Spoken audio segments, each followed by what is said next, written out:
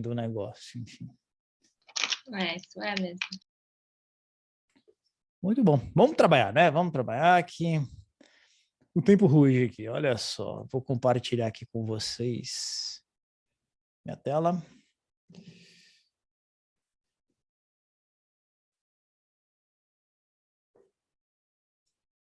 Michele está chegando também aí. Estão vendo minha tela, né? Pessoal, então olha só. Essa parte, que é a parte de gestão de risco de investimentos. Gestão de riscos de investimentos, tá? Ela é uma parte que o que tem sido mais cobrado na prova, né? Nas aulas gravadas a gente põe todo lá o programa, o que eu vou fazer aqui na aula ao vivo é dar muita ênfase a alguns temas que batem carteirinha lá, que sempre são cobrados, tá bom? Então vamos lá. Primeira coisa que você precisa conhecer muito bem é duration, tá certo? E tem dois tipos de duration. A duration de Macaulay, tá certo? E a duration modificada. São diferentes e você precisa conhecer esses dois tipos de duration, sabe? Não só conhecer, mas saber fazer o cálculo. Vai cair uma dessa, talvez duas, talvez três na prova. Então é líquido e certo que vai estar lá. Eu avisei. Então é responsabilidade sua saber fazer, tá? A não ser que os caras coloquem uma muito cabulosa, mas não tem sido a praxe. A praxe é colocar uma normal de duration, tá? Então precisa saber fazer. O que mais? Precisa conhecer VAR. Então, é muito normal também que tenha uma ou duas questões sobre VAR. Não estamos falando de futebol, obviamente, estamos falando de value at risk, né? Então, o valor em risco de uma carteira de investimentos, de um título, de uma instituição financeira. Você precisa conhecer o conceito e precisa saber aplicá-lo nas questões. Legal? Outra coisa, teste de estresse, né? Também chamado de stress testing. Legal, precisa conhecer isso aqui, legal. Tracking error, né? Também precisa saber. Outra coisa, VIX, precisa conhecer VIX. Outra coisa, EMB+, tá? Então, esses são os conceitos que você precisa conhecer e tem que saber responder qualquer questão que aborde qualquer um desses conceitos, tá? Tem mais no programa, mas o que tem caído, de fato, são esses. Então, esses você não tem desculpa para errar lá na prova. Fechado? Vamos conversar um pouquinho sobre a duration? Vamos lá, então. A duration é o seguinte conceito. Imagina que você tem 2 títulos na sua carteira. Para efeito de simplificação, eu vou usar uma LTN, que título zero cupom é mais fácil da gente entender aqui. Um título que vence em 100 dias úteis, outro título que vence em 400 dias úteis, tá certo? Então, imagina que aqui é R$1.000 e aqui é R$1.000 no vencimento, tá certo? Então, você olha para essa carteira e eu pergunto para você, qual é o prazo médio de vencimento dessa carteira? Você pode fazer uma aproximação que é assim, 400 mais 100 vai dar 500, divide por 2, dá 250. Então, o ponto médio aqui, ele é 250. Tudo bem? Tá certo fazer isso? Não está totalmente certo, isso é uma aproximação. Por que que não está totalmente certo? Porque os pesos são diferentes. Os pesos que eu tenho que utilizar não é o valor futuro do título, o valor na data do vencimento. O peso que eu tenho que utilizar é o valor presente, tá certo? Então, vamos imaginar que esse primeiro título aqui no mercado, ele está sendo negociado a 10% ao ano. E esse segundo título, que é um prazo mais longo, está sendo negociado a 11% ao ano. Tá certo? Como que eu calculo a duration de Macaulay, que é a mais simples, que é o prazo médio? Então, duration de Macaulay é a mesma coisa que prazo médio, tá certo? Então, como é que eu faço o cálculo disso de um jeito simples, né? De um jeito mais simples possível, porque você não tem tempo para desperdiçar no dia da prova. Como é que você vai fazer isso? Calcula, então, o valor presente do título 1. Como que é o valor presente do título 1? 1.000 é o valor futuro, 10 é a taxa, 100 sobre 252 vai ser o período, certo? Venho aqui, tá? Fique em paz, não precisa anotar nada, só presta atenção direitinho aqui no que eu tô... Nossa, tá bem louco aqui a calculadora, ó. Deixa eu abrir de novo. Só presta atenção no que eu estou fazendo, no conceito e tal. Depois você tem chance em casa de repetir, tentar fazer e tal. Olha só, 1.000, valor futuro. Beleza? Muito bom.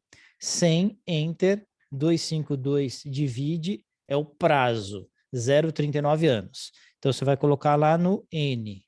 Fechado? A taxa a gente falou que é 10, 10 é a taxa. Calcula o valor presente. 962,88, tá? 962,88. Então, esse é o valor presente do título 1. Portanto, vai ser o peso do título 1 na carteira, que conta o valor presente. E o valor presente do título 2? Mesma coisa, só que agora a taxa é 11 e o período é 400 sobre 252. Né? Então, vai lá na sua HP, beleza? O 1.000 você já pode deixar lá do jeito que está. A taxa vai ser 11, então 11 você coloca na taxa. 400, enter, 252, divide, você coloca no N, beleza? E aí você chama o valor presente. 847,34.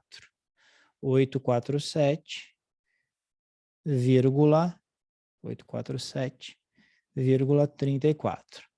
Esses, então, serão os pesos na sua carteira. Esse é o peso de 100 dias e esse aqui é o peso de 400 dias. Legal? É só isso. Então, agora eu vou fazer um cálculo. Vocês vão ver que vai dar parecido com 250. O 250 é uma aproximação, mas não é o correto. Pode acontecer na prova que você tem a alternativa A, 248, B, 249. Aí ferrou, né? Você tem que saber fazer o cálculo direitinho. Tá bom? Então, vamos fazer a média ponderada? Você lembra como faz média ponderada na HP? Claro que não lembra, né? Essas horas você já esqueceu. Mas então, vamos fazer junto aqui, tá certo? O esquema de média ponderada na HP é o seguinte: o peso aqui do valor do título 1 é esse, o peso do título 2 é esse. Isso aqui é 100 dias, isso aqui é 400 dias. Então, esses são os pesos e esses são os valores que eu quero ponderar, tá? Então, o que você vai fazer? Você vai colocar ali. Primeira coisa aqui, então. Zera a sua calculadora, tá certo? E aí você vai colocar os pesos direitinho. Então, primeiro valor que eu quero ponderar é o valor de 100 dias. Então, você vem aqui e coloca 100, enter, tá certo? Aqui, se você tiver com a calculadora fácil aí, acho que é legal pegar para a gente fazer junto, porque fazendo você vai acostumando. 100, enter. Qual que é o peso de 100 dias? O peso de 100 dias é 962,88, tá? Então, pega aí 962,88 e você vai registrar isso como o peso, tá certo? Então, você vai colocar lá no G... Desculpa, você vai colocar no somatório mais, tá certo? Somatório mais. Quando você colocar isso no somatório mais, apareceu o número 1. O que é esse número 1? É o primeiro dado que você acabou de colocar. Tá certo? Muito bom. Agora vamos colocar o segundo dado. O segundo dado é 400 dias. Então, 400, enter. Qual que é o peso do 400? 847,34. 847,34, somatório mais. Por que apareceu o número 2? Porque é o segundo dado, tá certo? Agora, você precisa dizer que você quer a média ponderada. Então, você vai teclar no G, que é o azulzinho, G6. Por quê? Porque lá no 6, você está vendo que tem um X barra W. Esse X barra é média e o W é de weight, de peso, tá certo? Então, isso é média ponderada. Então, você vai lá em G6 e apareceu lá para você 240,43, tá certo? 240,43 é a sua média ponderada. Então, o seu prazo médio é aproximadamente 240 dias, Tá certo? Aí olha que interessante. A sua carteira, ela pode ser substituída, esses dois títulos, eles podem ser substituídos do ponto de vista conceitual por um único título que vence em 240 dias úteis, tá certo? É como se ele fosse, como se essa carteira fosse um título que vence em 240 dias úteis, tá certo? Então, deixa eu pensar aqui com você. Qual que é o risco? É uma carteira pré-fixada, né, que tem LTNs. Qual que é o risco dessa carteira? Quando que você, detentor dessa carteira, perde dinheiro com ela? Quando a taxa de juros subir? Isso, exato. Quando a taxa de juros subir, tá certo? Se você quiser, então, no mercado de derivativos, se proteger da alta na taxa de juros, o que você tem que fazer?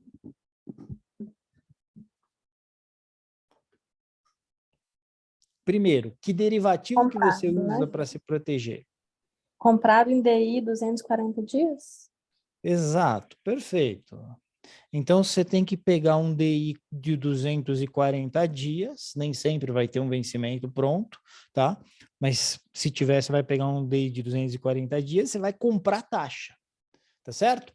Porque o que acontece? Se a taxa subir, você perde dinheiro aqui na carteira, mas você ganha ajuste no DI. E isso se chama, esse processo de fazer hedge de uma carteira pré-fixada, é o que a gente chama de imunização, tá certo? Então, isso é imunização de carteiras. Isso é o hedge da sua carteira pré-fixada. Beleza, então tá claro o conceito de duration de Macaulay? É o prazo médio, é você achar o prazo médio. Você fazer com valor futuro te dá uma aproximação, deu 250, mas na prática aqui o correto seria chegar no 240. Legal? Muito bom. Aí, existe uma outra duration, que é a duration de Macaulay. Macaulay a gente já viu, a duration modificada. Tá certo? O que é a duration modificada? É o seguinte, você para achar a duration modificada, você pega a duration de Macaulay e você divide por 1 mais a taxa de juros, né, daquele título, ok? Você divide por 1 mais a taxa de juros. Então, por exemplo, eu não achei lá como 240, não vou usar casa decimal, vou porção inteira, 240 a duration de Macaulay, beleza, usei. Agora, imagina que agora eu quero achar a duration modificada. Em tese, para fazer direitinho, eu precisaria saber qual é a taxa para esse prazo de 240. Eu tenho de 100, eu tenho de 400, 10 e 11. Do 240, certamente vai estar perto de 10,5, né? Normalmente o enunciado vai te dar essa taxa. Então, você tem que fazer 1 mais 0,10, 5 aqui. Imagina aquele 10 que no 240 é 10,5, tá certo? Então, você vai fazer essa conta, vai fazer o 240 dividido por 1,10,5, tá certo?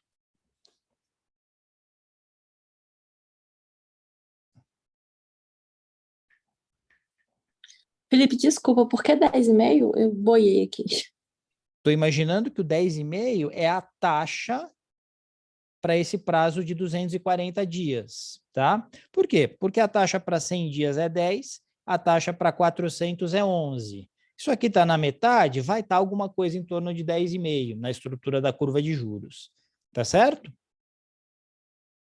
Mas normalmente... Tá, mas na hora eu faço a média? Não, o enunciado tem que te falar essa taxa. Na verdade, o enunciado, ele acaba sempre trabalhando com a mesma taxa para diferentes períodos, então você não vai ter dúvida. Você usa aquela taxa que foi dada no enunciado, tá?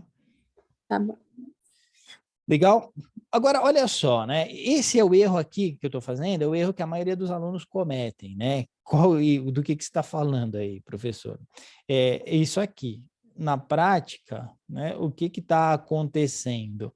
Eu estou utilizando a duration em dias úteis e a taxa, ela está em base ano, tá vendo? Esse 10,5.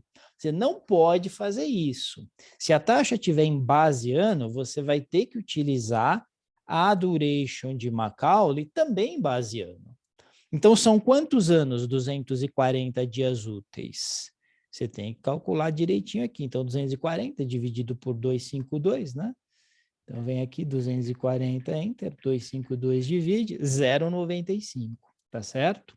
Então, o correto é você não usar o 240, mas você usar o 0,95. Então, 0,95 anos é a duration da carteira, tá certo? Aí você vai dividir por 1 mais a taxa, porque essa é a fórmula. Então, vai ser 1,105. 1,105 divide. E vai dar 0,86, tá certo?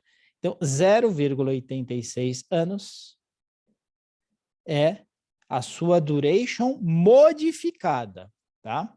É a sua duration modificada, ok? Aí, olha só, o que quer dizer esse 0,86? Porque o 0,95 você entendeu que era o prazo médio, não entendeu? Mas por que tem outra? O que é esse 0,86? Esse 0,86 tem uma interpretação muito importante, que é o seguinte: se as taxas de juros subirem 100 basis points, todo mundo sabe o que é base point? Um base point é 0,01%. Então, 100 basis points é 1%, tá? 100 basis points é 1%, beleza? Então, se as taxas subirem 100 basis points, o que vai acontecer aqui? Eu vou ter uma queda no valor da minha carteira de 0,86%. Por quê? Porque a minha duration modificada é 0,86, percebeu? Então, passa a ser uma medida de risco. Era uma medida de prazo médio, mas quando eu calculo a duration modificada, eu tenho uma nova quantificação aqui.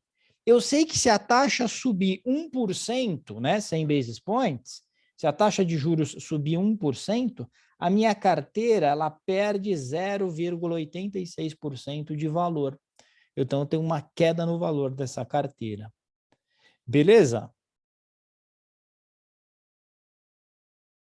Entenderam, gente? Vou ficar parado aqui Sim. até vocês se Certinho, manifestarem. professor. Bem? Então, tá bom. Legal. Vamos com isso, então. Antes da gente falar das outras coisas, vamos fazer exercício para fixar direitinho, para vocês entenderem como que vocês vão encontrar isso lá na prova? Vem comigo aqui. Olha só, esse primeiro exercício aqui. Uma debênture de 5 anos, com pagamentos de cupons anuais de 10%, foi lançada a R$ 894,50. Qual a duration desse título? Tá certo? O que eu falo que é para vocês fazerem? A primeira coisa que eu falo para vocês fazerem quando tem algum cálculo de título de fluxo de caixa. Desenhar. Desenha a porcaria do negócio. Se você não desenhar, você vai errar. Isso é uma maldição que eu estou jogando em você. Não, brincadeira, mas você vai errar porque você erra mesmo, né? É normal errar, tá certo? Se não fizer o fluxo. Os pagamentos são anuais de 10%, tá certo? Se não falar nada de quanto é o valor de face, você sempre considera o valor de face igual a 1.000, tá bom? Se não falar nada, você considera 1.000. Se falar alguma coisa, você vai considerar o que ele está falando. Então, olha só, o valor de face é 1.000 e a taxa de cupom é 10%. Isso quer dizer que no ano 1, paga um cupom de 100, no ano 2, paga mais 100, no ano 3, mais 100, no ano 4, mais 100, e no ano 5, volta aos 1.100, que é o valor de face mais o cupom. Beleza? Então, esse é o fluxo que você tem que desenhar aqui. 1, 2, 3, 4, 5 anos. Beleza? Só que está dizendo o seguinte, apesar de que o valor de face é R$ 1.000, o papel foi lançado a R$ 894,50. Então, na data 0, você comprou a quanto? R$ 894,50. Tá claro? Vocês teriam feito assim o fluxo direitinho? É assim que tem que fazer, tá? Bom, não sei você, mas já me dá uma coceira de querer fazer tira aqui. Eu vejo esse fluxo, o meu tico e o teco já começa a gritar: tir, calcula tir dessa porcaria, calcula tir dessa porcaria. Tá certo? Esse título ele foi vendido com ágio ou com deságio, gente? Deságio. Deságio. Se fosse no par, teria saído a quanto? R$ 1.000. Perfeito. Mais caro que 1.000 seria com ágio, mais barato foi com deságio. Tá certo? Então, eu vou calcular uma TIR e a minha TIR vai dar maior que 10%, concorda? Yield to maturity, né, que é a TIR, mesma coisa. Vai dar maior do que 10%, né? Porque eu comprei com deságio, comprei com uma taxa mais atrativa, portanto, com preço mais baixo. Tá certo? Vamos lá fazer juntos? Então, se você puder fazer, esse aqui acho que vale a pena você fazer junto aqui comigo, né? Porque você vai treinando também. Então, olha lá. 894,50 negativo, né? Então, vamos lá. 894,50, muda o sinal, G, CF0, tá certo? Aí a gente vai ter 4 fluxos de 100. 100, G, CFJ, que se repete 4 vezes. Então, 4G, NJ. Estou dizendo que tem 4 desses, tá certo? E no final tem um último de 1.100. 1.100, G, CFJ. Beleza? Legal. Vai lá e chama TIR. FRR. 12,99, 13%, né? Essa poçonhoca aqui, 13%. Então, a Yield to Maturity, né? Conhecida como TIR, 13% ao ano. Então, a taxa, ela é de 13% ao ano, tá certo? E agora, como é que eu faço para calcular o prazo médio desse título aqui? Agora eu vou ter que fazer uma média ponderada, né? Mas quais serão os pesos? Os pesos vão ser os valores presentes aqui, tá vendo? Então, eu tenho que pegar cada um desses bagulho aqui e trazer para valor presente para entender qual é o peso. E eu vou trazer a valor presente por qual taxa? Te mato, se você envergonha, se você trouxer por 10. Não é 10, 10 é a taxa de cupom. A taxa do título é 13. Comprei o título a 13, então eu tenho que trazer a valor presente pela taxa de mercado, que foi 13. Tá certo? E se amanhã essa taxa subir para 14, aí você vai fazer o mesmo cálculo com 14. Você não, o banco faz, né? A instituição financeira ela tem os sistemas que fazem, mas a instituição financeira vai usar a taxa de mercado para trazer a valor presente esse título e fazer o cálculo da duration. Beleza? Então vamos lá. Vem comigo aqui. Olha só, o que eu vou fazer então? Eu vou calcular aqui VP1, que é esse aqui, VP2, que é esse aqui, VP3, VP4 e VP5, tá bom? Então, para cada um dos anos, eu vou ter que trazer valor presente, tá? Faz isso de forma bem estruturadinha. Você vai colocar o 100 no valor futuro, a taxa é 13 e é fixa, então o 100 vai ser fixo no valor futuro, a taxa de 13 vai ser fixa também, só vai mudar o meu N, tá certo? Para os 4 primeiros aqui. Então, vamos lá. Eu vou zerar a minha calculadora aqui para não levar nenhuma sujeira. 100 no meu valor futuro, não é? Eu coloco 100 lá no valor futuro. Vou colocar 13 na taxa e vou colocar 1 no N. Chama o valor presente. 88,50, tá certo? Então, vai ser 88,50. Esse vai ser o peso do primeiro fluxo.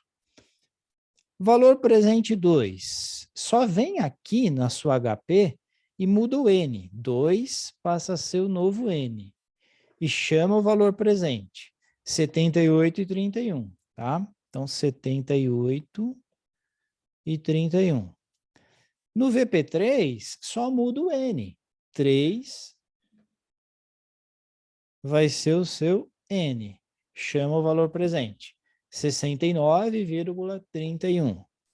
69,31. Beleza? VP4.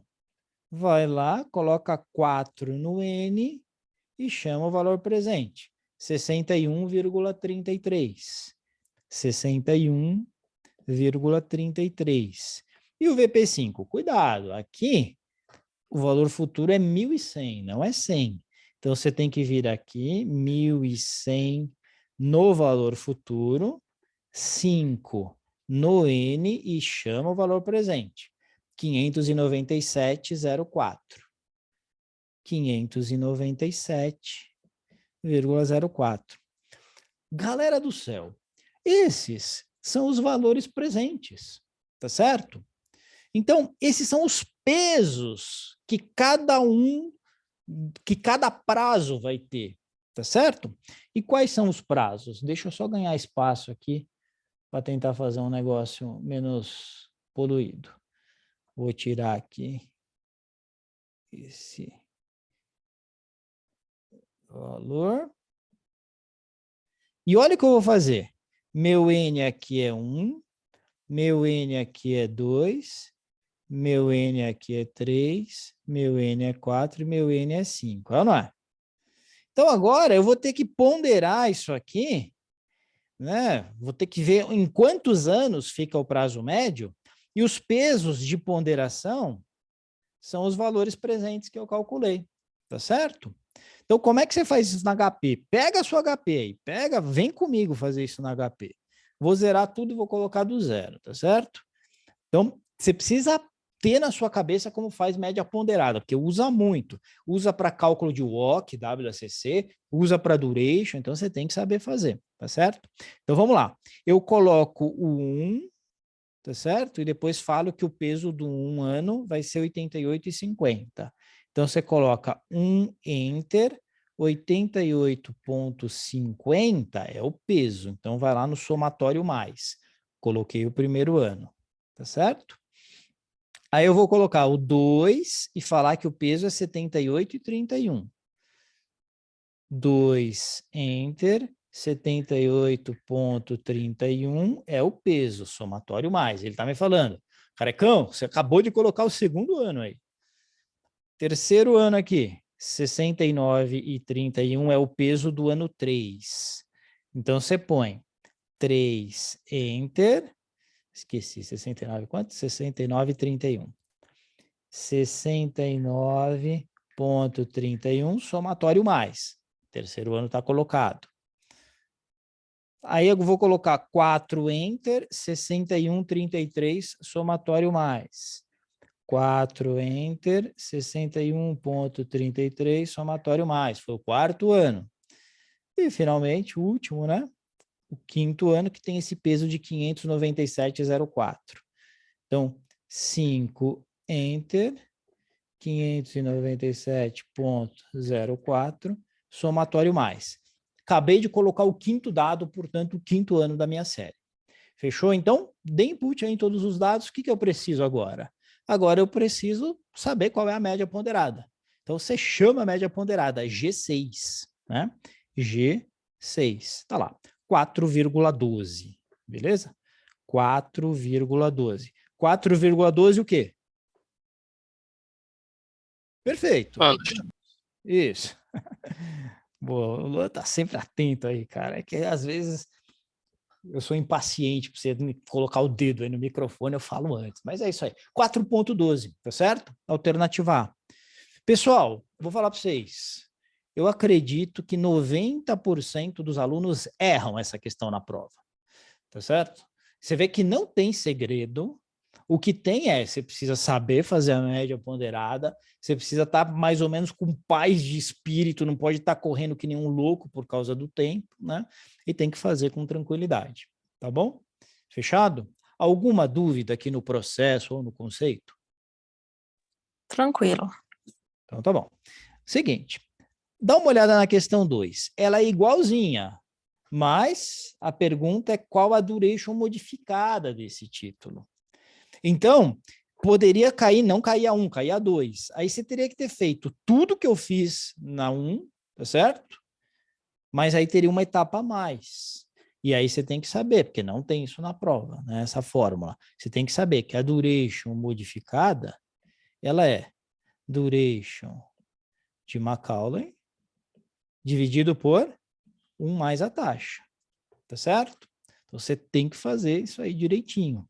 Qual que era a duration de Macaulay? 4,12, acabei de calcular, tá? Talvez você tivesse que calcular aqui e tal, mas eu já fiz na anterior, 4,12. E aí? A taxa foi de 10% aqui dos cupons, mas foi lançada a 894. Isso quer dizer que a minha TIR, ela é de 13%. A taxa do papel, ela é 13%. Então, você vai dividir isso aqui por 1,13, tá certo? Então, é 4,12 dividido por 1,13, tá certo? 4,12, vamos fazer direto com esse aqui, né? E aí vai dar 3,64, tá certo? 3,64, alternativa C. Beleza. Ô, Felipe, eu não sei se você colocou aí exercício desse tipo, mas quando ele coloca os períodos em dias, que eles fazem isso para confundir, é só dividir por 252 e fazer normal, é isso? A duration modificada? É o processo para poder achar. Ah, sim, sim, para achar o prazo médio e tal. É exatamente como eu fiz aqui na lousinha. Lembra que a gente Mas estava... é na hora do peso, aí na hora de colocar o peso, como é que faz? Então, olha só. Na hora de colocar o peso, eu utilizei dias mesmo. E aí eu cheguei no prazo médio em dias úteis, tá certo? Aí, ok, são 240 dias úteis. Se eu quero saber quanto isso é em anos, aí eu peguei o 240, dividi por 252, tá certo? E aí eu cheguei em... não lembro quanto que era aqui, 240... Ah, beleza. 0,95, tá certo? Certo. Você poderia ter feito antes também, você poderia ter calculado antes e já fazer o cálculo da duration modificada usando os pesos, em vez de usar aqui 100 e 400, você poderia utilizar em anos. 100 sobre 252 seria o peso 1. 400 Entendi. sobre 2, ia dar a mesma coisa, o seu resultado ia sair em anos. Aí você precisa dar uma olhada nas respostas para ver se eles estão pedindo, se as alternativas estão em anos ou se estão em dias úteis. Ok, Tá bom? obrigada. Imagina. Questão 3. Olha só. Não sei se você reparou, mas é o mesmo enunciado, tá? Então, são 3 formas diferentes que podem cair o mesmo case, tá certo? Se caísse assim, o que você teria que fazer? Você teria que calcular exatamente a duration modificada. Porque é o conceito de duration modificada que me diz...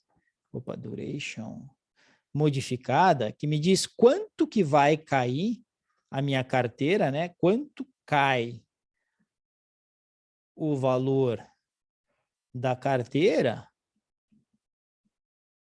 para um aumento de 1% na taxa de juros. 1% na roda miúda, né? A gente chama de 100 basis points. 100 pontos base, 100 basis points, tá certo? Então, o que acontece? A gente já calculou no exercício anterior, né, que a minha duration modificada é 3,64. O que isso quer dizer? Que a cada 1% que a taxa de juros sobe, o valor, então cada 1% que a taxa sobe, você tem uma queda de 3,64% no valor presente da sua carteira, tá certo? Tá claro isso daí? Por quê? Porque a duration modificada deu 3,64 anos. Então, aqui o que você tem que dizer? Que se houver um aumento de 100 basis points na taxa de juros, você terá uma queda de 3,64% no valor da sua carteira. Tudo bem? Tranquilo? Então, lembra, o processo é o seguinte, preciso saber calcular o prazo médio para chegar na duration de Macaulay, que é o prazo médio. Divido por 1 mais a taxa, eu tenho a duration modificada. Essa duration modificada, ela me diz o que acontece com o valor presente da carteira, caso a taxa de juros suba ou caia 1 ponto, né? Se ela subir 1%, cai 3,64 aqui. Se a taxa de juros tivesse caído 100 basis points, eu teria uma valorização de 3,64 na minha carteira. Ok? Muito bom. Vamos para o exercício 4? Então, exercício 4, vocês me ajudam aqui, porque eu estou ligado que aqui vocês já sabem fazer. Já viu, tem os conceitos aqui. Então, olha só. Sobre títulos que têm pagamentos intermediários e sua duration, analise as afirmações abaixo. Olha que engraçado, que interessante agora. A gente, como aquela debenture que a gente acabou de fazer, a gente sabe que esses títulos que têm pagamento de cupom, eles têm uma duration, que é um prazo médio. E normalmente essa duration, gente, ela fica mais perto aqui do final. Por quê? Porque o valor do principal, o valor de face, é pago no final. Exemplo claro foi o que a gente acabou de fazer, né? Era esse fluxo, é um papel de 5 anos e a duration era 4,12. Então está mais perto lá do 5 do que do 0, do que do 1, né? Por quê? Porque o valor pesado está lá nos 5 anos. Tá certo? Então, dado isso, o que que acontece? A Planejar gosta de fazer esse tipo de pergunta. O efeito que existe da duration nos títulos com cupons intermediários. Legal? Dá uma olhada só. A duration depende do vencimento do título, da periodicidade do pagamento de cupons e da taxa de cupom. Tá certo isso daí? Sim. Tá certo, depende do vencimento do título. Quanto mais longa a duration. Periodicidade, se for cupom semestral, todos 6 meses tem cupom aqui, putz, então a duration vai ficar mais pro lado esquerdo, né? Porque tem mais fluxos acontecendo antes. Então, beleza.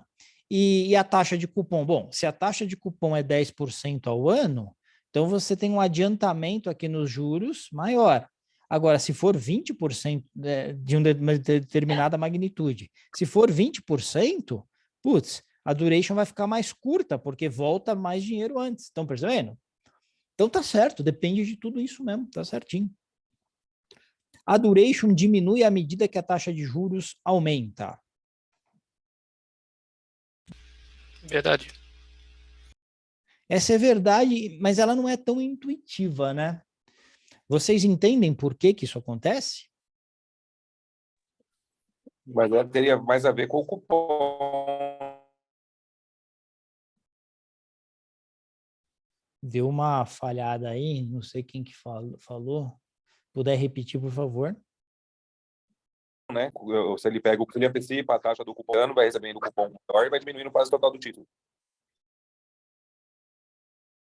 Então, mas estamos falando de coisas diferentes, né? Se eu tenho o título aqui, legal, cupom já está fixo, bonitinho, tá certo? Mas o que a grande pergunta é, se a taxa de juros tiver 10%, a TIR do papel tiver 10%, duration é 1. Se essa TIR for para 13%, o que a alternativa está dizendo é que a duration diminui. É verdade. Sabe por que que é verdade? Porque esse aumento aqui, quando vai para 13, o impacto que tem no valor presente, que vai acontecer lá no ano 5, por exemplo, é maior. Então, lembra que no exercício que a gente acabou de fazer, que é o exercício 1 aqui, se você olhar, você tinha esse 1.100, que quando eu trazia valor presente, valia 597, tá certo? Eu trouxe a 13%. Olha como cai o valor presente aqui, porque é uma taxa alta, 13. Se eu tivesse trazido a 10, não teria caído tanto, ia dar 600 e tanto. Então, o que acontece? Uma taxa de juros mais alta, gente, faz com que esses fluxos que estão mais longe, que são mais longos, sofram mais, tá certo? Então, se eles sofrem mais, eles vão ter um peso menor no cálculo do prazo médio. E, portanto, o que vai acontecer? Essa duration vai ficar menor, a duration diminui quando a taxa de juros aumenta, tá certo? Tá correto isso daí. Esse é um conceito que eu vejo que o pessoal tem bastante dificuldade para entender. Então, guarda isso aí. Quanto maior a taxa de juros, você tende a ter uma diminuição da duration do título. 3. Para um determinado vencimento, quanto mais alta a taxa do cupom, menor será a duration. Tá certo isso aí? Certo. Certíssimo, né? Esse já falei, né? Se você tem um cupom maior, putz, isso aqui vai ter um peso maior, traz a duration mais para perto. Mantida a taxa de cupom constante, a duration de um título geralmente diminui à medida que o tempo passa. Correto. Sim. Tá mais perto do vencimento, né? Tem que diminuir essa duration, não é? Tá certo? Então tá tudo certo. 1, 2, 3 e 4, tudo certo. Beleza? Vamos para 5 aqui, ó. Considere um título de maturidade de 4 anos com cupom anual de 8% vendido ao par. Então, pessoal, desenha essa poçonhoca, hein? Já falei. Então, o título é de 4 anos, ele tem cupom de 8% e está vendido ao par. Conforme os conceitos de duration modificada, caso a curva de juros ela recue 50 basis points, o comportamento esperado para esse título seria de... Então, o que que acontece? Né? Vamos considerar um título aqui de valor de face de 1.000, né? Ele foi vendido ao par, quer dizer que ele foi vendido a 1.000, tá certo? O cupom anual é de 8%, então ele paga aqui 80, 80, 80 e aqui no final 1.080, tá certo? Beleza? Então, tudo 80 aqui, no final 1.080, fechado? Legal. Eu preciso ficar esquentando a cabeça aqui para calcular TIR?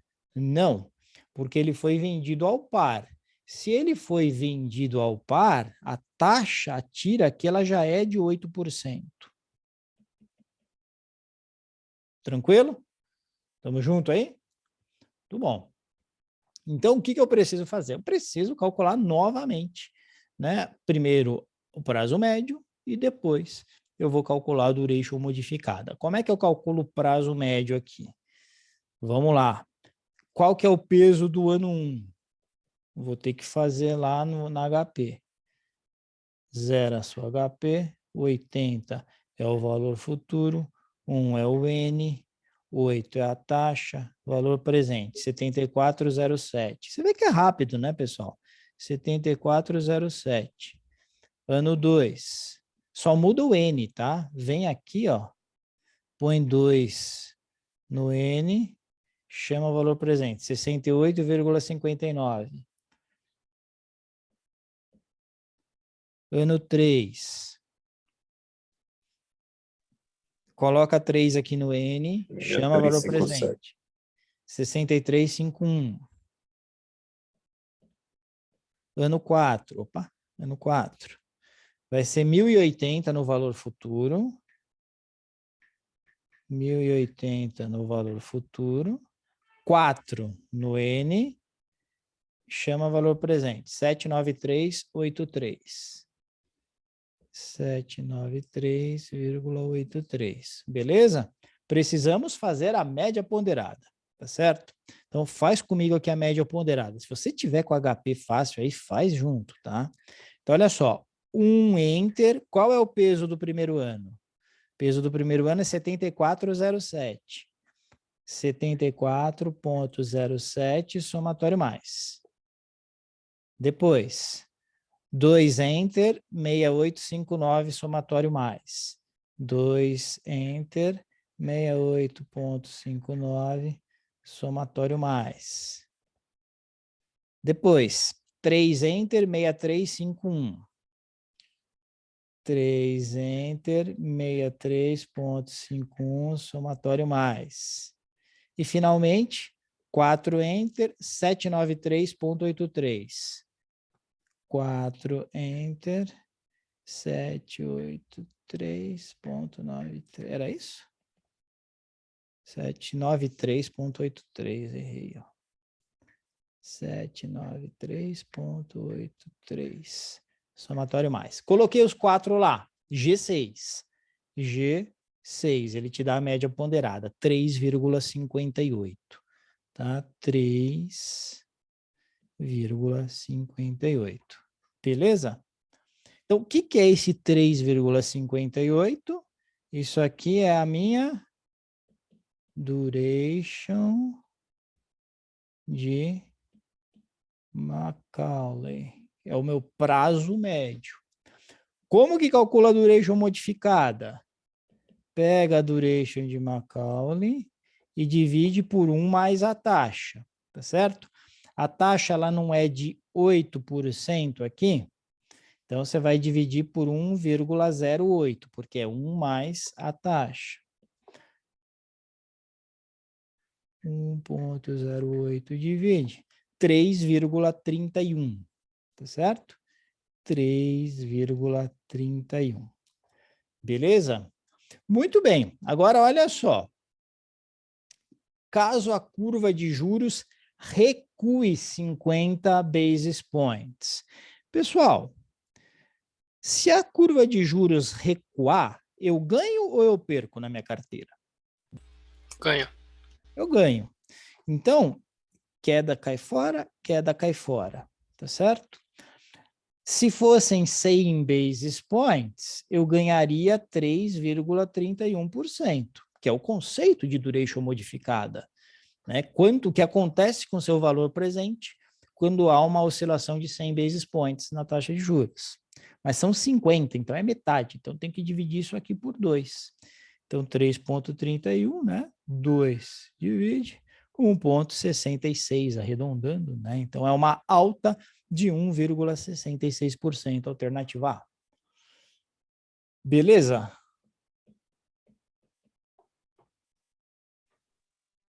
Beleza. Aqui tem um daqueles lá que você tinha perguntado, né, Isabela, com dias úteis, tá? Então, basicamente, a gente Isso. fazer o mesmo cálculo, mas agora utilizando dias úteis, né? E olha só, gestor de renda fixa tem uma carteira com 3 títulos, tá certo? E aí você vai ter um vencimento aqui que é 183, outro é 275 dias úteis e outro é 315, tá? Tudo dias úteis aqui.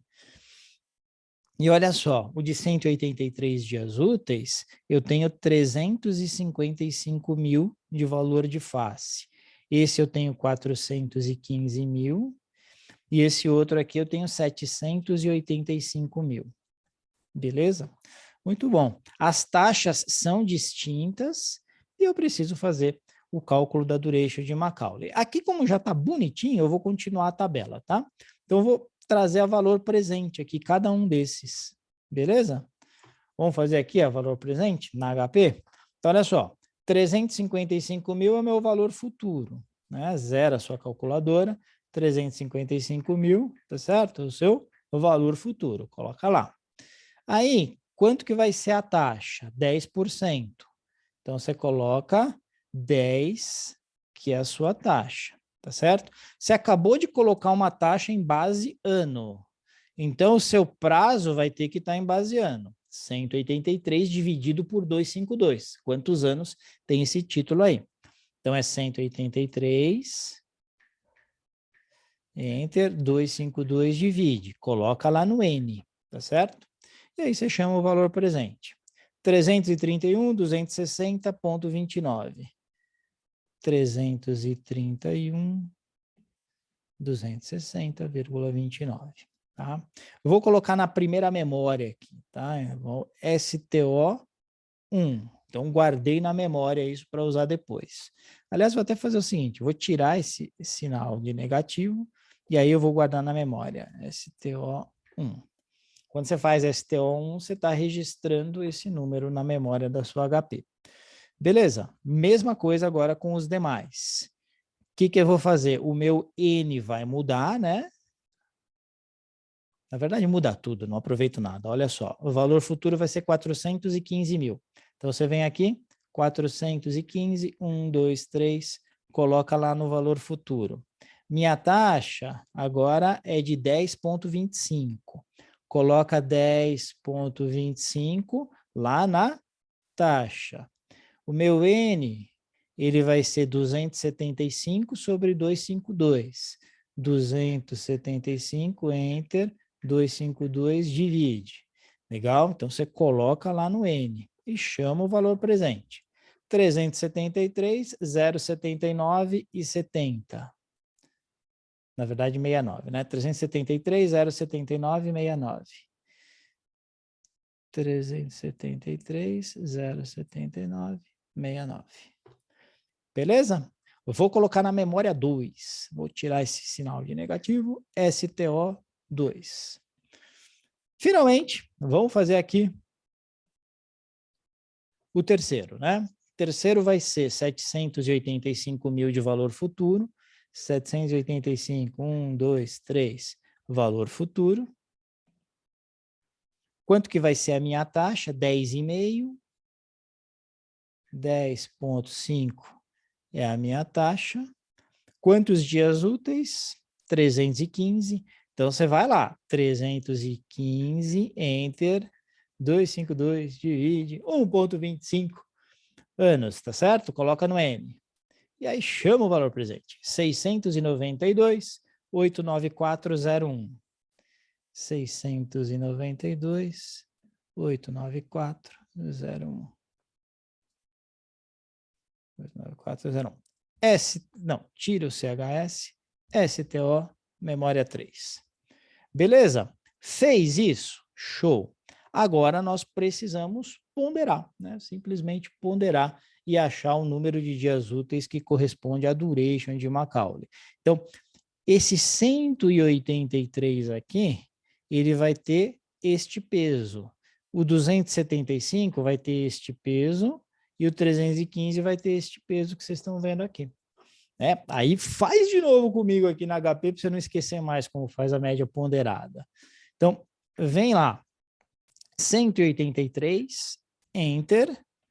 Né? O que eu estou fazendo aqui? O 183, enter, vai ter este peso aqui. 331, 260,29. Então, RCL1, tá certo? Somatório mais, beleza? Então, tá lá no somatório, não deu ruim aqui, né? Eu acho que na HP Física isso funciona dessa forma, no emulador, ó, quando eu dou somatório mais, você tá vendo o que ele faz aqui, ó? Faz na física aí, vê se dá certo. Eu vou fazer colocando os dados direitinho, tá? Deixa eu zerar tudo aqui. 183, enter. Beleza? 183, enter. E aí o peso vai ser 331, 260, 29. 331, 260,29.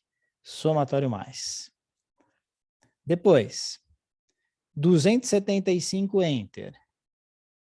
275, enter. E aí, 373,079,69.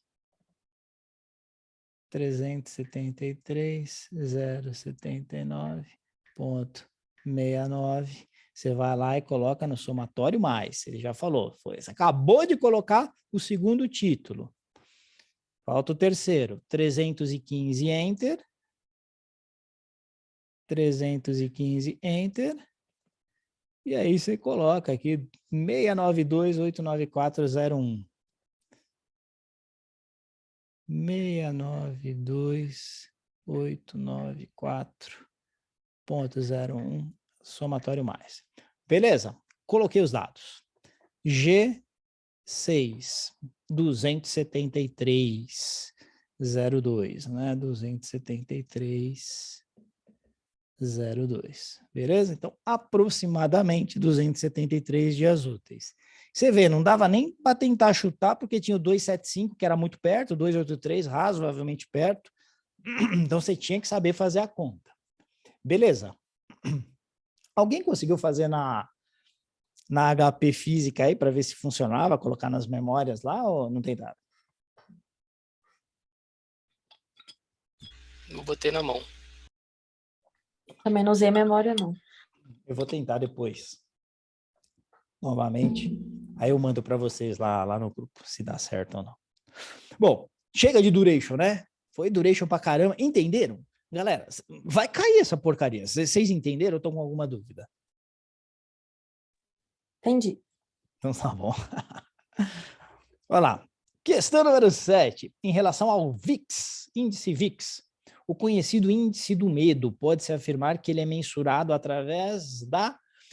Aqui, ou você sabe, ou você não sabe.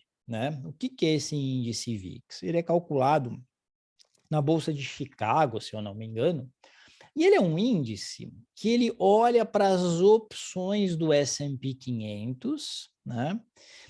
E aí, lembra o seguinte, a gente viu na aula de derivativos que existe um modelo que chama Black-Scholes. Black-Scholes. E é um modelo de precificação de opções, né? E uma das variáveis que é utilizada para precificar é a volatilidade, né? Quando o mercado está muito volátil, você sabe o contrário de volátil? Qual que é? Vem cá, sobrinho, tá certo? Então, olha só. Quando o mercado está muito volátil, o que vai acontecer? A chance de você ganhar dinheiro com uma call, por exemplo, eu sei, é terrível, né? Ainda bem que eu dou aula, né? Se fosse comediante, eu não ia ganhar a vida. Mas, enfim, quando o mercado está muito nervoso, então você tem, em alguns dias, a bolsa subindo 2%, 3%, 4%, em outros dias caindo 2%, 3%, 4%, né? Então, o que acontece? As opções ficam muito caras. Por que as opções ficam caras? Porque imagina, se o mercado brasileiro tiver loucão, e eu vou lá e compro Vale, por exemplo, uma opção de Vale, com exercício R$70, todo mundo vê que o mercado está louco. Comprei uma call de Vale com exercício R$70. Se o mercado está louco, né, você pode ter a Vale batendo R$90 já já. E se eu tenho o direito de comprar 70, isso é muito valioso. E a mesma coisa para put, né? Se o mercado está nervoso, pode cair para caramba, eu quero me proteger, vou comprar uma put, que é o direito de vender Vale a R$70. Pô, mas se o mercado está precificando que tudo pode acontecer, e a Vale pode buscar R$50, vai ficar bem caro para eu comprar essa opção. Então, quanto maior é a volatilidade do mercado, né? Isso aqui seria o retorno do mercado, aqui é o zero, aqui é positivo, aqui é negativo.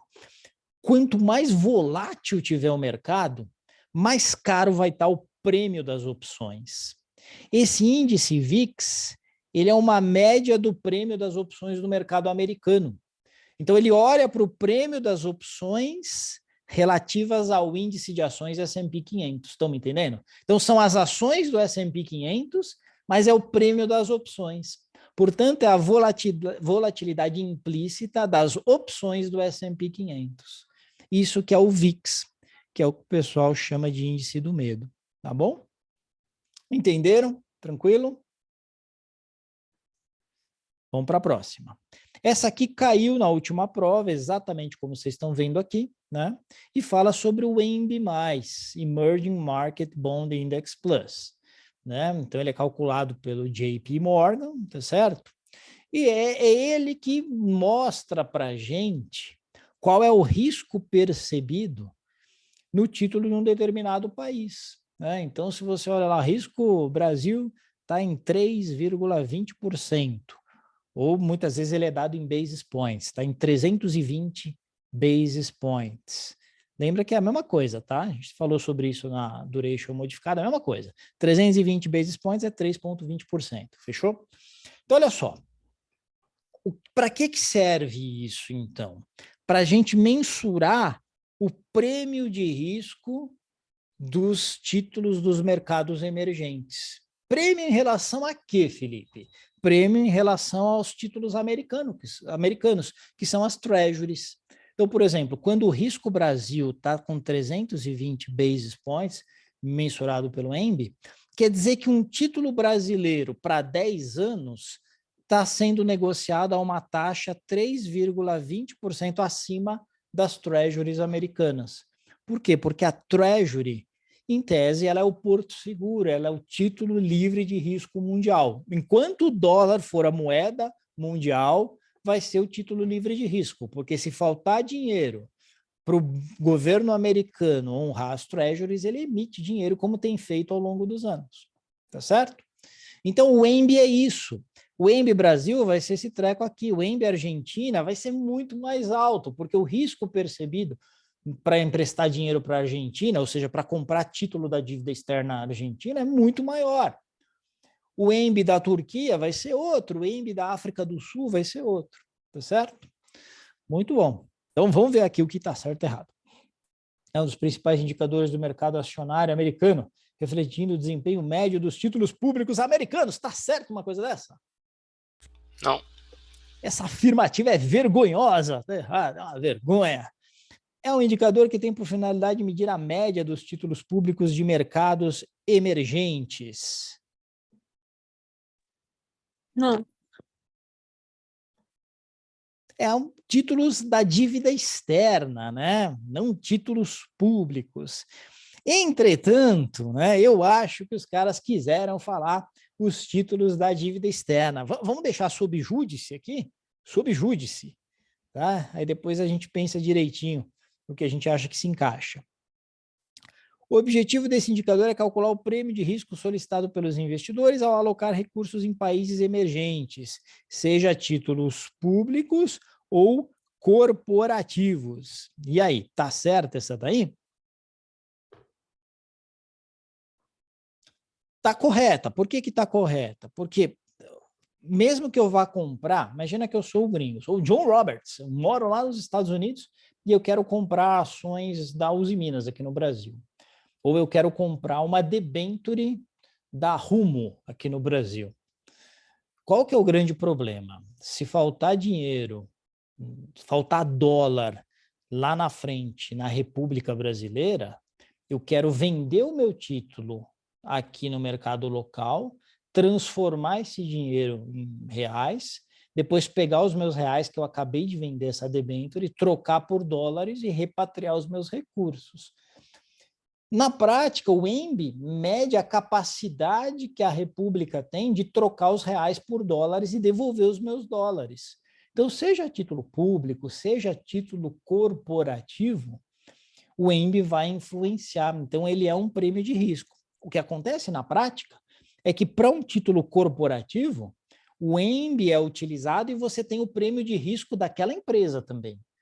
Porque além de você correr, eu sou John Roberts, além de eu correr o risco da República Brasil, eu corro o risco da Rumo ou da empresa que eu estou querendo comprar, aquela debênture, por exemplo, tá certo?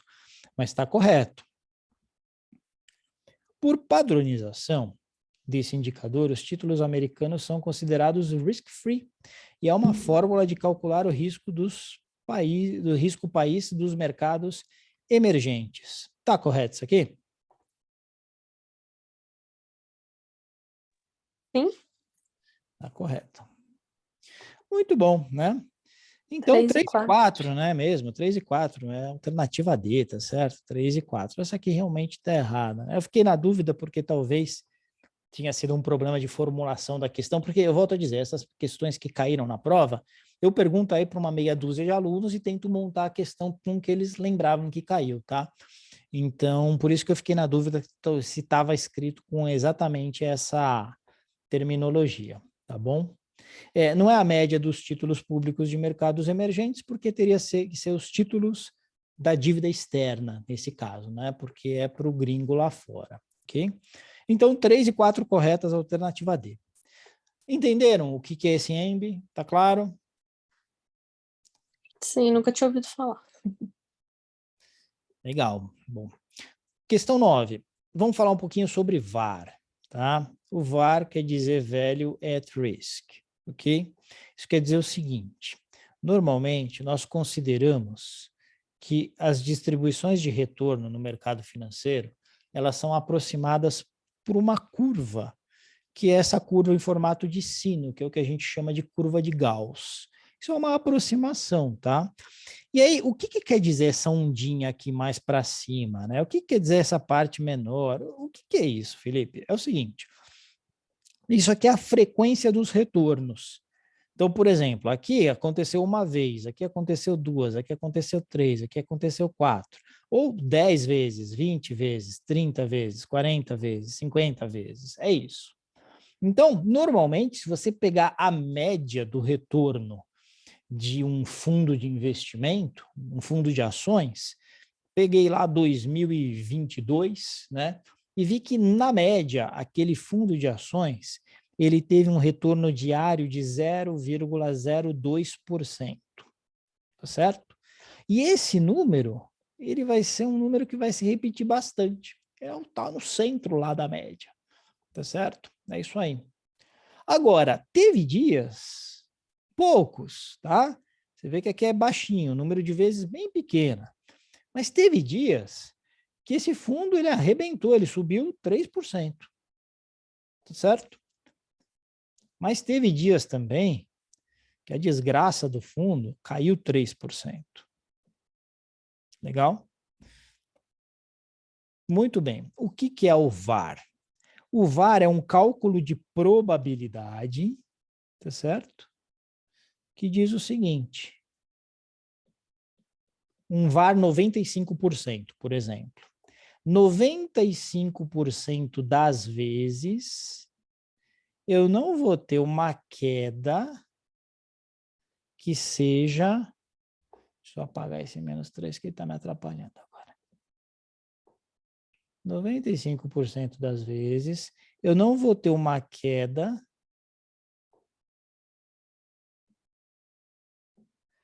que seja pior que 2%, tá vendo? Só em 5% dos casos, eu estou pintando aqui mais forte, só em 5% dos casos que eu tive uma queda superior a 2%, que é esse rabinho aqui do lado esquerdo, tá vendo? Só em 5% dos casos. O VaR é isso. Então, um VaR com intervalo de confiança de 95% me diz se bateu 2 aqui, né? Para esse fundo de investimento, então um VaR com 95% de confiança foi igual a 2. Isso quer dizer que os caras pegaram 100 dias e somente em 5 dias houve uma queda maior do que 2%. Nos outros 95 dias, ou foi retorno positivo, ou foi queda, mas queda não tão grande quanto 2%. Isso é um VaR com intervalo de confiança de 95%. Tá certo? Entenderam? Pensa comigo. Se o fundo tiver uma carteira de 100 milhões, já falei que o VaR 95% deu menos 2%. Em termos numéricos, em termos de grana, qual é o VaR 95 desse fundo? Você calcula 2% de 100 milhões. Não precisa ser um gênio da matemática para saber que é 2 milhões, certo? Beleza? Então, esse é o VaR 95 dessa carteira. Tá, mas, Felipe, como é que cheguei nesse 2%? Ah, você faz o VaR histórico, né? Pega os últimos 100 dias e vê o que aconteceu. Mas sempre 100 dias? Não, pode ser 200, 300, 500 dias. Aí depende de como você quiser parametrizar o modelo. Entenderam? Então, isso é o VaR. Ou seja, o VaR é a perda máxima, não vai falar perca, tá? É a perda máxima que você pode ter, tá certo? Num determinado tempo, com um determinado intervalo de confiança. Esse VaR que eu fiz aqui é o VaR diário.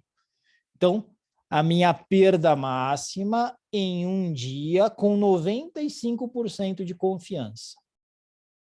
Vocês entenderam até aqui? Vem mais coisa por aí. Estou me fazendo compreender de uma forma simples?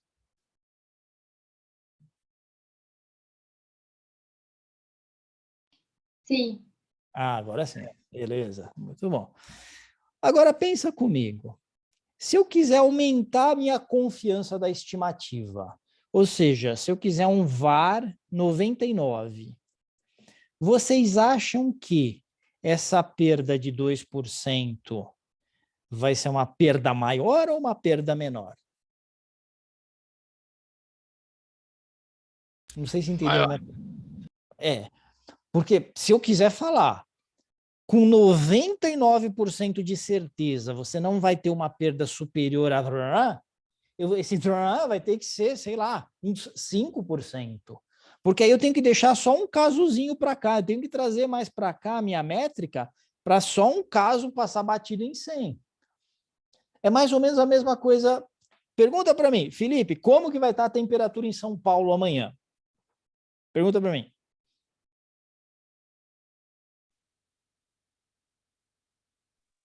Qual vai ser a temperatura em São Paulo amanhã? Beleza. Você quer que eu te fale com 80% de certeza ou com 100% de certeza? Com 100%. Com 100%? Ah, tá. Então, a mínima vai ser 8 graus e a máxima vai ser 38. Percebeu? É uma informação genérica para que eu não erre. É a mesma coisa no VAR. Você vai falar para o seu cliente, ó, você tem aqui essa sua carteira aqui com 100 mil reais, o máximo que você pode perder num dia é 20 mil reais. O cara, o quê? Mas você tem certeza que você não errou. O cara não vai perder mais que 20 mil reais num dia. Só que você jogou a estimativa lá em cima, para garantir que você está quase pegando aqui os 100%, está pegando tudo, né? Então, você está pondo a estimativa aqui. Percebeu? Agora, se você quiser com 80% de chance de acertar, eu vou tentar ser mais exato. Ó, mínima de 15, máxima de 24.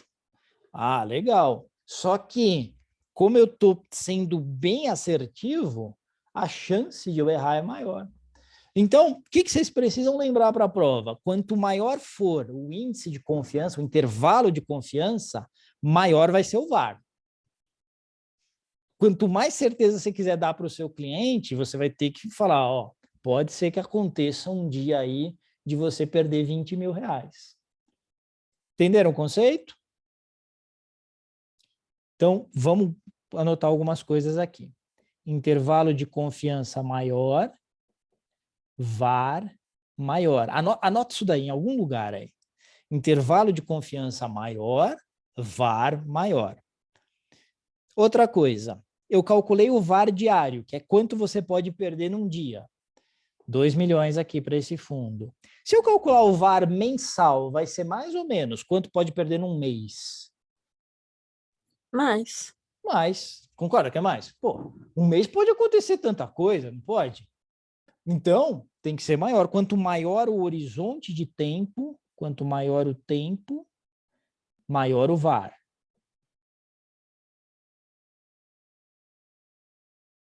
Beleza? Tranquilo, gente? Sabendo isso, vocês não erram nada que possa cair na prova do CFP de VAR, tá? Vamos dar uma olhada aqui nas afirmações. Bom, vamos olhar o enunciado primeiro, né? Considere que o VAR de uma carteira de 400 mil de determinado investidor seja igual a 1%. Então, olha só, o que isso quer dizer, gente? Ser igual a 1% quer dizer que, no máximo, ele pode perder 1% em um dia útil com 95% de confiança. 10% de 400 mil é 40 mil, 1% de 400 mil é 4 mil. Então, esse VAR aqui, ele é igual a 4 mil, tá certo? VAR diário, ele é igual a 4 mil para 95% de intervalo de confiança. Beleza? Vamos lá. Com base nessas informações e considerando a definição de VAR, julgue as afirmativas abaixo. O VAR avalia o impacto de uma situação de crise de baixíssima probabilidade de ocorrência, mas de impacto significativo.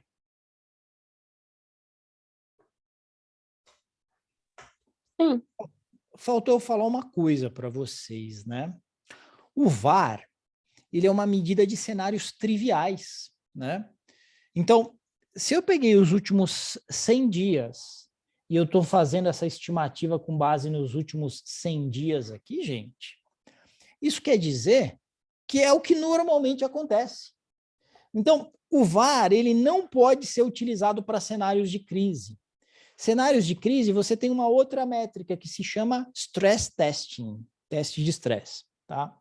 Por isso que está errado essa 1 aqui, né? Eu faço meia-culpa porque eu não tinha explicado para vocês, tinha esquecido de falar sobre isso agora, tá? Mas então o VAR, ele não é de baixíssima probabilidade, ele é de boa probabilidade, inclusive, com intervalos de confiança. Ele já fala que é 5% de acontecer isso e tal, mas é com boa probabilidade, tá certo? E também não pode ser situação de crise, né? Sempre que falar em crise, você tem que pensar em cenário de estresse. Os bancos têm, na sua área de risco de mercado, o pessoal fazendo os stress testing, que é falar, meu, deu-se terceira guerra mundial aqui, para onde que vai esse dólar, para onde que vai isso e aquilo, qual a exposição do banco, o banco quebra se acontecer tal e tal coisa, né?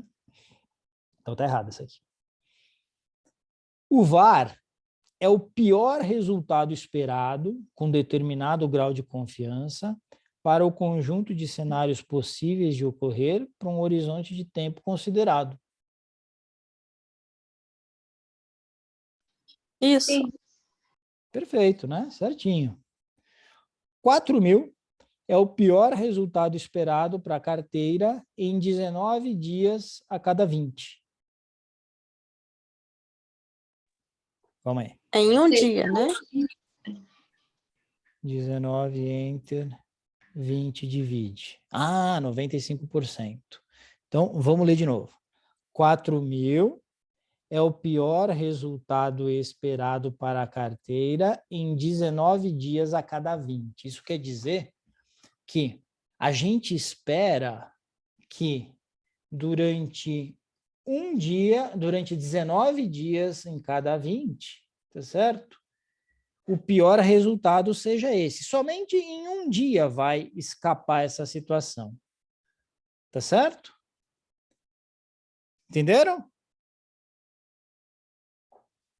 Não. 4.000 reais não é o meu pior resultado esperado? É. Só que esse VAR, ele não é 100%, ele é 95%. Se ele fosse um VAR 100%, eu diria para você o seguinte, de 20 em 20 dias, todos os dias, 4.000 vai ser o pior, nunca vai passar de 4.000, tá certo? Mas como o meu VAR é 95% aqui de confiança, isso quer dizer que a cada 20 dias, em 19 deles, o pior resultado que eu posso ter é 4.000. Mas vai ter um sacana de um dia que eu posso ter uma perda de 5, de 6, de 7.000. Ah, tá. Entendi. Então é isso. Então, a cada 19 funciona, porque é 95%. Um total de 20, a cada 19 funciona, mas vai ter um que vai escapar. Então é isso mesmo, está correto. É esperado um resultado pior do que 4.000 em 95% do tempo? Aí chutou o balde, né? Um resultado pior, 4.000 em 95% do tempo e melhor do que esse valor em 5% do tempo. Não tem nada a ver isso aqui, né? Então, isso aqui está errado. E já era. 2 e 3 são as corretas, né? 2 e 3, alternativa B de belezura. Tranquilo, gente? Eu sei que tranquilo não é, né? Você pode VAR aí, o pessoal não acha tranquilo, mas conseguiram entender o conceito? Sim.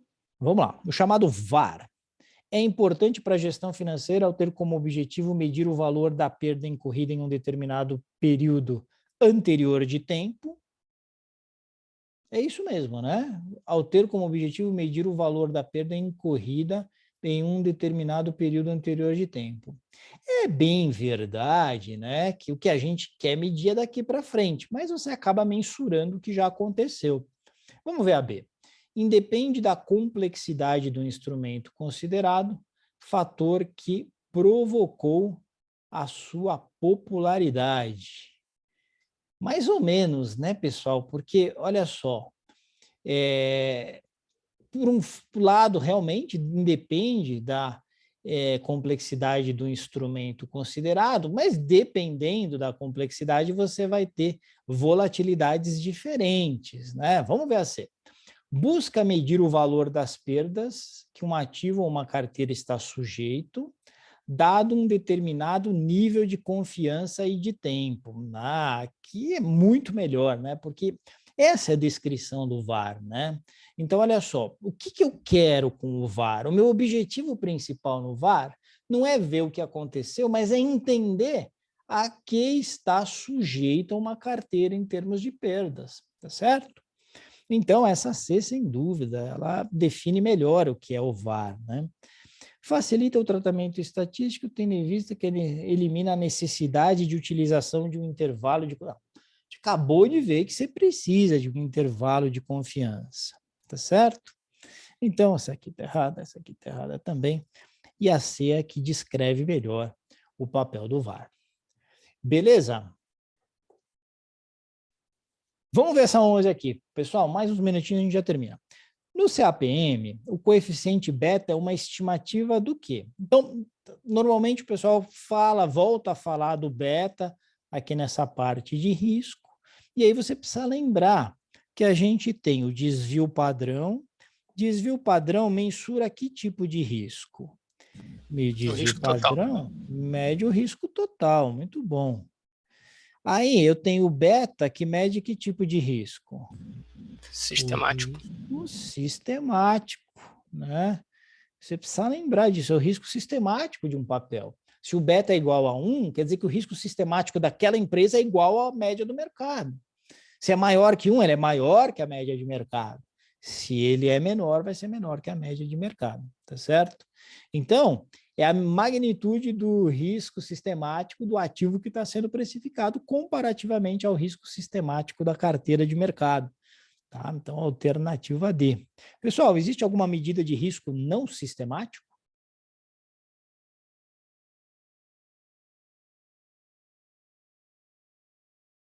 Tem algumas lecochambres para a gente fazer isso, tá certo? Mas não tem nenhuma medida específica que você vai ver que caia na prova e tal. Então, lembre o seguinte, o que você tem que saber é risco total e risco sistemático. Beleza? Ah, professor, mas aí pega então o risco total, tira o risco sistemático e já era.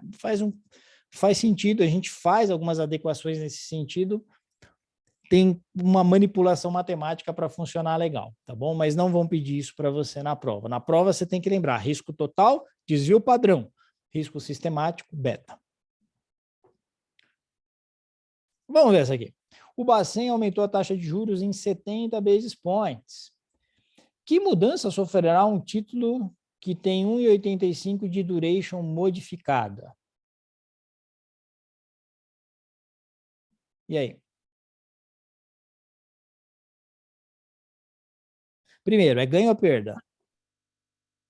Perda de 70% de 1,85. Isso, que é quanto? 1,30, né? Tem que ser. Uhum. Isso, beleza. Viu? Começou a ficar fácil agora. A última, vai, para a gente encerrar a noite de hoje. Considere a tabela abaixo. Né? Então, você tem lá desvio padrão e tracking error. Podemos afirmar que o fundo A possui maior... Vamos só analisar antes. Desvio padrão aqui é 15, desvio padrão é 7. Então, o fundo A tem um risco total sensivelmente maior que o fundo B. O tracking error do fundo A é 0,5 e o tracking error do fundo B é 5,5. O que é tracking error? É quanto o retorno de um ativo se distancia do seu benchmarking, tá? Então, isso quer dizer o seguinte, se o benchmarking aqui é o Ibovespa, quando o Ibovespa ele anda assim, tá certo? Como é que vai ser? Pensa que o retorno de um fundo é mais ou menos assim. O tracking error é essa distância aqui, tá vendo? Esse é o tracking error, ok? Muito bom. Podemos afirmar que o fundo A possui maior risco e maior proximidade ao benchmarking que o fundo B? Correto. Maior risco, maior proximidade. Perfeito, né? A B, possui maior risco e menor proximidade? Não, possui maior proximidade. A C, possui menor risco? Não, não. O risco é maior. Possui menor? Não, já vimos que o risco é maior. Essa aqui era sopa no mel, né? Era bem tranquila de fazer. Beleza, pessoal? Dúvidas? Então tá bom, gente. Então tá bom, vamos lá tocar a vida, né? Na próxima aula a gente vai falar, acho que, de investimentos internacionais, tá certo? E qualquer dúvida eu tenho que resolver aquela dúvida lá que a Isabela tinha colocado, acho que o Felipe também colocou, sobre Isso. aquela questão se era Prática e comunicação ou comunicação. prática, né? Eu até trouxe a discussão aqui para uns outros professores. Dá uma briga, viu? Dá uma briga, porque, na verdade, naquela questão, o sujeito ele não agiu de forma antiética, né? Se fosse alguma questão de prática, seria ele não ter utilizado ética, não ter agido conforme o código de conduta da Planejar e tal. Mas ele não fez o procedimento padrão, que é informar ao COAF. Ele não fez isso, ele deveria ter feito. Quando ele não faz isso, é prática. Por outro lado, ele não se comunicou, porque a comunicação não é só com o cliente, né? A comunicação devida, ela diz respeito também aos seus pares e parceiros, né? Eu acho que é uma questão que, não me lembro de ter caído exatamente assim, mas é uma questão que ia dar bastante briga nesse sentido, porque acho que há argumentos para falar que é prática e há argumentos para falar que é comunicação também, né? Felipe, Oi. a parte de stress test, back test, tem caído pouco? Quando cai é mais assim, saber o que que é? Só isso, só o conceito, tá? Nunca caiu na história da Planejar, tá? Nunca caiu nenhuma questão sobre questão numérica, questão quant sobre teste de estresse ou alguma coisa nesse sentido. Até porque para fazer um negócio legal, né, você teria que ter uma planilha, né? Você teria que poder modelar, né? Isso daí não dá para fugir do conceito. Beleza. Beleza? Beleza. E aí, Candiota, você tá bem, meu amigo? Tudo certo aí? Tudo em ordem, professor. Então tá bom. Bom, galera, a gente se vê aí na quarta. Hoje é quarta, né? No sábado. Qualquer dúvida que vocês tiverem, vão chamando lá, seja no grupo ou na plataforma, a gente vai se falando. Fechou?